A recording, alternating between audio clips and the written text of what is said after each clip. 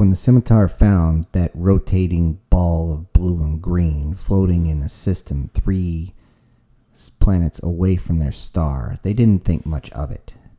They looked at what they could find through their sensors and found a few simply made objects floating, since were merely manufactured. However, they didn't seem to have any defenses. They looked through their bioscanners and found billions of creatures. Another quick scan, and they realized that these creatures were small, squishy, somewhat primate-like creatures who made the scimitar drool. These creatures looked like perfect food for the scimitar. They would easily be able to feed legions of their warriors and let them expand even farther than they were. They also realized that the Hive Mother had seen this, and the Hive Mothers were hungry. So they decided, without warning, to invade that third planet. And they decided to focus primarily on the massive amounts of biomass that was humans that they found out. And they would aim at each of these areas, most of which were on the northern hemisphere, and they would consume and they would take them away. The idea was simple. Go in, take approximately 80% of the creatures there called humans. If whatever they didn't eat, they would take with them for a snack as they drove farther into the universe. And the rest would be left to repopulate, and they would simply come back in a few solar rotations to enjoy the bounty once again. However, as they came through the atmosphere, they realized quickly that the humans that were down there were not exactly unarmed. Although it is odd to find any type of sentient being that uses any type of weapon outside of what is naturally built on their being, they would still find one or two that use blades or blunt weapons. These humans, however, seeing these ships come through their atmosphere, filled the skies with more flying machines. These were suborbital machines, but they still packed one hell of a punch. They seemed to come in even before you could see them, and they would fire these projectiles. The scimitar did not use projectiles. Why? They were too strong. They were too fast. They were too agile to need projectiles. Projectiles couldn't hit them. But these moved at unbelievable speeds through the atmospheres, moved mainly by chemical propellant. And when they struck, they would blow huge holes in the sides of the ships. The ships would lurch from side to side as they balanced themselves back, as the anti-grav motors would scream as they continued their descent. Each of these hits was not enough to knock the entire ship down. However, it was enough to shake up the occupants. The Hive Mothers inside were getting angrier and angrier. How dare these creatures even think about defying them? They were cattle. They were food. They were nothing but that. And they would make these humans pay when they reached the ground. Being dogged the whole way to the ground, it did not stop with each of these vehicles that even came on the radar. 2, 4, 8, 16 of these things would come flying at them. The ships were not ready for anything like this. Their hulls were strong enough to handle small projectiles in space, but the explosion themselves was unbelievable. It wasn't until they were on the ground that the scimitar believed they were at their full advantage. They rushed out 1,000, 10,000, over hundreds of thousands of scimitar warriors began to flood the local areas and began to rip the local population apart. Many of the humans screamed and ran, and they had no other choice but to run as far away, hide where they could. Run, fight, or hide. The scimitar knew they couldn't fight them hand to hand. If they ran, the scimitar would eventually run them down, and if they hid, the scimitar would tear things apart to find them. So what were the humans to do? The humans surprised them. Scimitars do not use any type of weapons. They have weapons. They believe they are weapons. So it was a surprise when they heard this odd cracking sound through the air.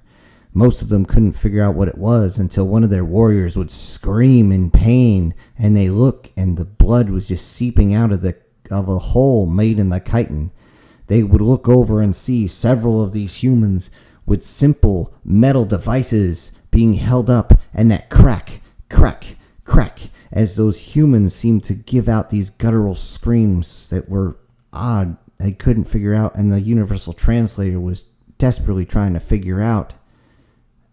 Pretty soon they couldn't understand why the humans would say, "I'm going to mate with you," over and over and over again, as they continued to make a loud noise with these weapons. The scimitar would just rush in and take these ones down with the metal in their hand, but couldn't figure out how they could hold these pieces of metal in their manipulators, so they would just discard them.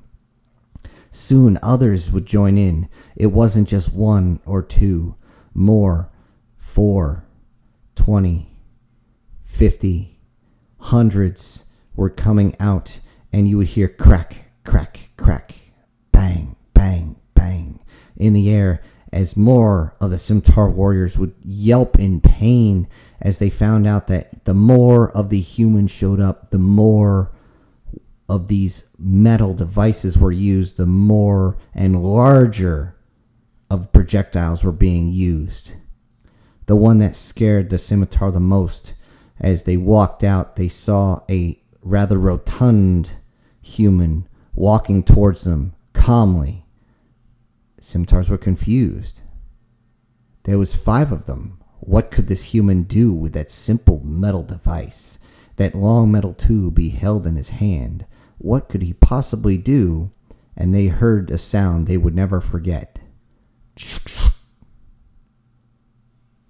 And then he leveled that tube, and with the first shot, a scimitar's head exploded. Its warrior cast members looked on in shock as they heard, and then another one's head exploded. They were still in shock, couldn't figure out what was going on. Every time there was a massive wave of sound, another scimitar's head would just disappear. It wasn't until the last one realized that it was this device that was completely killing off its brethren that it turned and ran. But it didn't go far. Its own warrior class looked at it as a coward and slashed at it, tearing it apart. They looked over at this rotund creature that had just taken out 4 of its own as it flipped over the tube and put something red inside. 1, 2, 3, one after another. They looked up and realized that they had to take this thing out, but then they heard that sound again. And they charged at it. Again, bang, bang, bang. They would keep going as this thing began to back up. This rotund human, how could it take out so many warriors? And when they finally got to it and threw it to the ground, it looked up and it again wanted to mate with us for some reason. We were no interest to mate with it, and instead ripped it open and consumed its entrails. However, that was the beginning of the end of the scimitar invasion, as more humans showed up, all in the same color garb, but also covered by machines. These massive machines rolled in, some on wheels, some rolling on this strange metal belt underneath them, and the scimitar couldn't figure out what was going on until they began to launch projectiles into the scimitar invasion. Many humans jumped out of the back of one as they just heard the large metal that hit them not only hit them but exploded, turning them into pink mist as they splattered on the ground. It was this point, as the more humans showed up and began to fire projectiles at such a rate that the scimitar could not understand it, that they realized they might have fucked up. The rest of the warrior caste ran back, and they ran to the Hive Mother, begging for her to leave. The Hive Mother didn't believe what was going on. It wasn't until it read one of the scimitar's minds that they realized that they needed to leave this planet or they would not leave at all. They tried to go up, but many of them realized that there was another one of those flying metal creatures coming. This one, as they looked up, was painted solid black. And they looked in the distance, another one headed to one of their sister ships. This one was a longer one, solid gray with a much wider wingspan. What were these going to do? They looked up and saw that it opened its center torso. There was something inside, more cylinders. The last thing the scimitar saw was the green cylinders land, pierce through the entire ship, and explode in the heart of each one. A single hive mother realized that they needed to go as they began to hear the mental screams from others, and they left that planet. At least they tried. With only one left, it seemed like the entirety of Earth was headed their way. More of these metal tubes flew in from she didn't even know where. They came from every direction, and eventually the anti-grav motors failed as the strain was too much. The fluids from them were spraying everywhere, and the organic motors just could not keep up. The last ship crash landed, and it seemed as though every human on the planet was flooding into that final hive ship. The hive mother looked up as it slowly bled out. A single human walked up with a massive metal device in its hand, looked her square in the eye, and the last thing she heard, "You fucked with the wrong planet, bitch."